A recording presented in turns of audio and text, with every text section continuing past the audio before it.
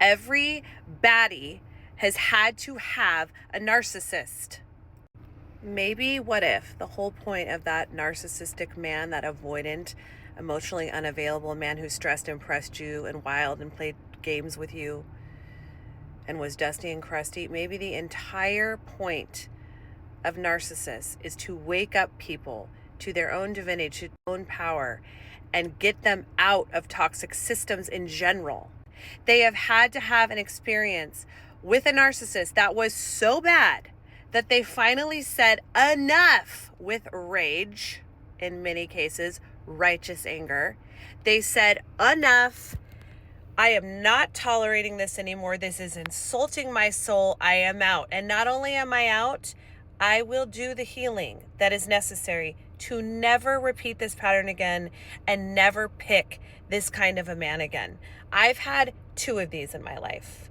When I got out of a long marriage that was pretty secure, but just really was not for me, he was not my person, I got with a dude who I will call Cut and Run.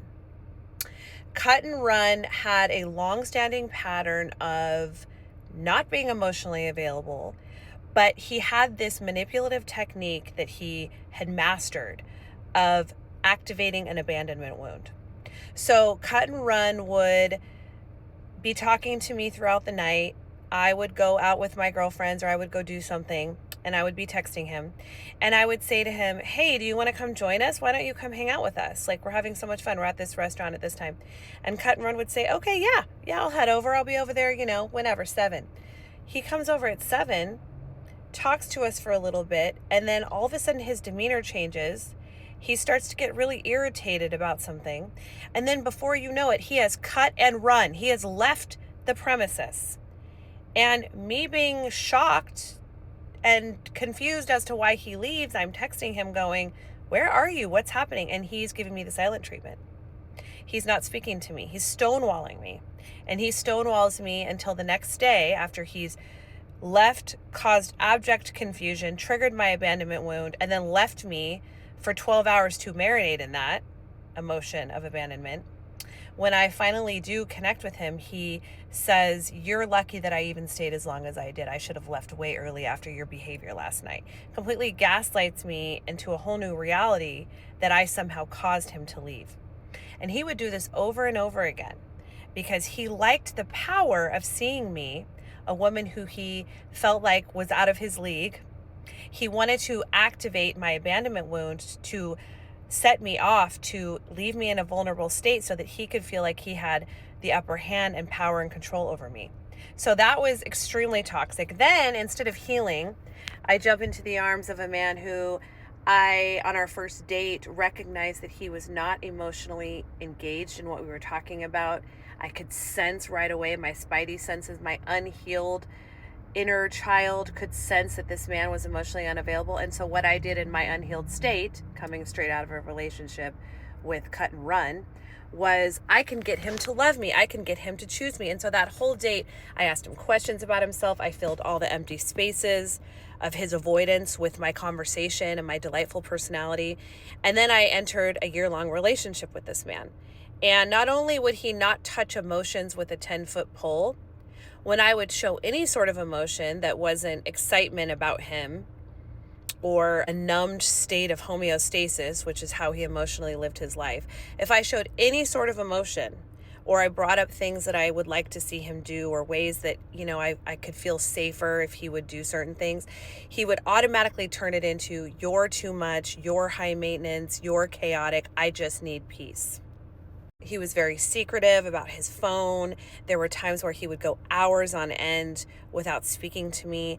I spent one New Year's Eve completely alone, and he went over to another woman's house and spent the holiday with her. He was constantly spending time with this other woman, his best friend, and not hanging out with his girlfriend and doing things with her. And anytime I would try to bring up questions about it, he would just blow it off and make me feel like I was being ridiculous for even having concerns.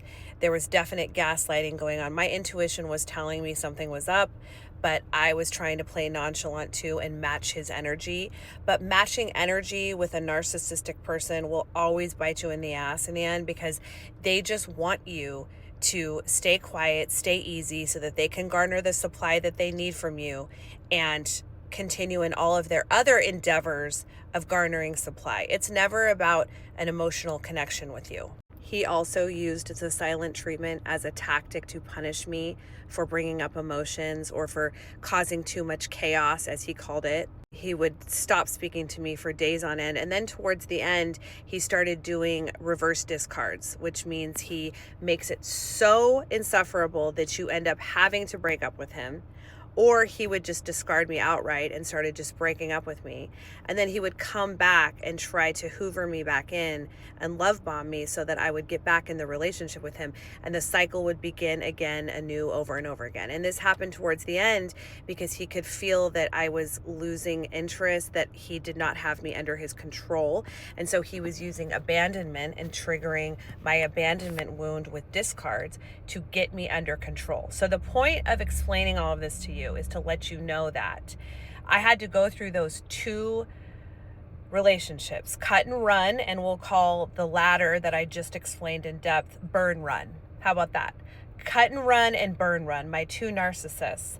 And once I was done with burn run, my nervous system was so absolutely destroyed and ran through that I was like, never again. I will be alone before I ever entertain a narcissistic person again, a narcissistic man. I will never be in that relationship again. I will be alone for 500 years rather than ever be completely emotionally terrorized like that again.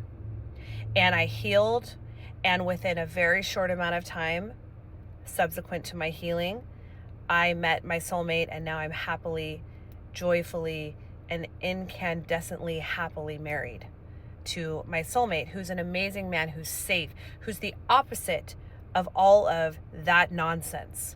So my point is to tell you that every woman that levels up, glows up, and comes up, which that is me now. I'm just going to say it.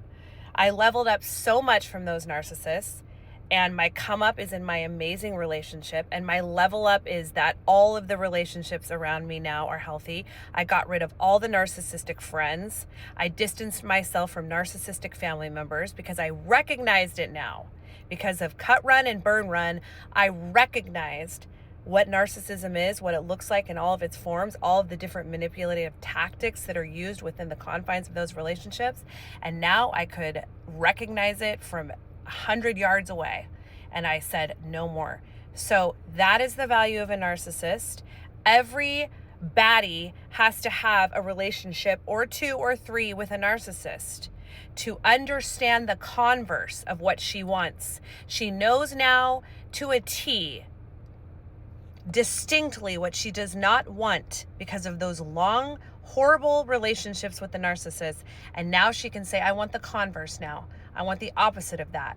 And even though I've probably never experienced it before, because maybe I had a pattern of attracting narcissists or attracting avoidant, emotionally unavailable men, I know what I don't want. And that's a great starting off point. So now I will decide what I want in opposition to what I know I don't want. I will pick the opposite, which is emotionally available, healed, a comfort with emotions, a mastery of his emotions so that he can be there for mine and he's not terrified of them. All of this emotional integration I now know I want because I sure as hell know what it looks like when they don't have it. And that's pretty much a narcissist in a nutshell, isn't it?